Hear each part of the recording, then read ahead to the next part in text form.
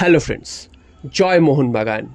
রোজ রোজ কিন্তু নতুন নতুন নাম উঠে আসছে মোহনবাগানের ট্রান্সফার আপডেটে। তো সেগুলো সমস্তটাই রিউমারের পর্যায়ে এখন রাখতে বলেছি তোমাদের, কারণ এখনও কিন্তু কোনো কিছুই কনফার্ম হয়নি। তবে গতকালও কিন্তু আমি বেশ 2-3 জনের নাম বলেছিলাম। তো আজকের কিন্তু আরও একজনের নাম উঠে এসেছে, যদিও এই নামটা কালকেরই শোনা যাচ্ছিল। তো আমি কনফার্ম হয়ে নিলাম যে আদৌ সত্যি এই নামটা উঠে এসেছে কিনা। হ্যাঁ, সত্যি এটা এই নামটা উঠে এসেছে যে মোহনবাগান কিন্তু টার্গেট করেছে মেহতাব সিংয়ের ওপর। যদিও এই নিউজটা আমি কিছুদিন আগেও একবার করেছিলাম যে মেহতাব সিংকে মোহনবাগান টার্গেট করেছে, তো আবার কিন্তু নতুন করে এই নিউজটা উঠে এসেছে। তাই জন্য তোমাদেরকে জানিয়ে দিচ্ছি যে মেহতাব সিংয়ের ওপর আমরা আবার টার্গেট করেছি এবং আমরা চাইছি যে মেহতাব সিংকে দলে নিয়ে আসতে।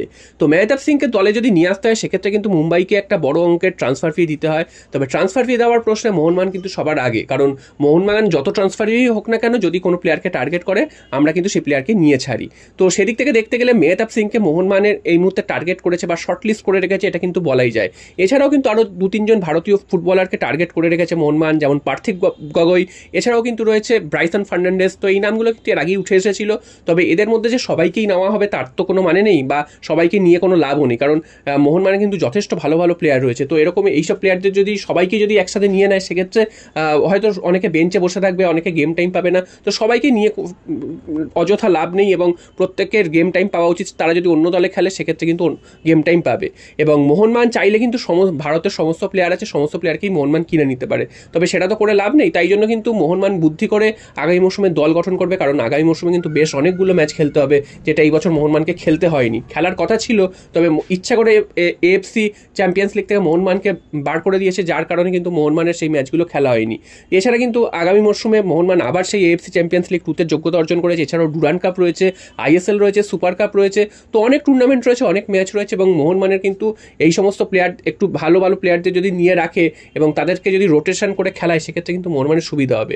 তো মেহতাব সিংকে এই মুহূর্তে টার্গেট করেছে মোহনবাগান এবং মোহনবাগানের শর্ট লিস্টে রয়েছে মেহতাব সিংয়ের নাম এবং আরও দুজনের নাম যাদেরকে বললাম, ব্রাইসন ফার্নান্ডেজ এবং পার্থিব গগৈ। এরা সবাই কিন্তু মোহনবাগানের শর্ট লিস্টে রয়েছে এবং এদের প্রত্যেককেই যদি নিতে হয় সেক্ষেত্রে কিন্তু মোহনবাগানকে একটা বিরাট পরিমাণে ট্রান্সফার ফি দিয়ে নিতে হবে প্রত্যেকটা প্লেয়ারকে।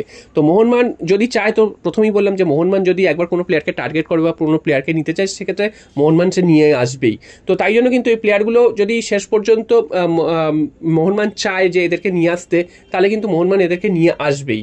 এবং এইটা কিন্তু আরও ভালোভাবে বোঝা যাবে সুপার কাপ শেষ হওয়ার পর, কারণ এখনও কিন্তু সিজন শেষ হতে বেশ অনেকটা দেরি রয়েছে। প্রায় মে মাস 31শে মে তে সিজন শেষ হয়। তো সেই দিক থেকে দেখতে গেলে এখনও 2 মাসের বেশি, প্রায় 2.5 মাস মতন কিন্তু এখনও সময় রয়েছে সিজন শেষ হতে।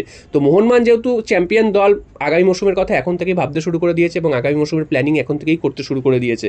তো সুপার কাপে শেষ হওয়ার পরে কিন্তু এই চুক্তিগুলো স্বাক্ষর হবে বা ডিল ফাইনাল হবে। তবে এখন কিন্তু মৌখিক সব কথাবার্তা চলছে, তাদেরকে রাজি করানোর চেষ্টা চলছে। যদিও আমি আবারও বলছি, এইগুলো কিন্তু রিউমারের পর্যায়ে রয়েছে। এই নয় যে এই নামগুলো উঠে আসছে বলে প্রত্যেকেই মোহনবাগান নিয়ে আসবে সামনের মৌসুমে, তা কিন্তু একদমই নয়। তো দেখা যাক শেষ পর্যন্ত মোহনবাগান কোন কোন প্লেয়ারকে এদের মধ্যে থেকে চুজ করে, সেটাই কিন্তু দেখার।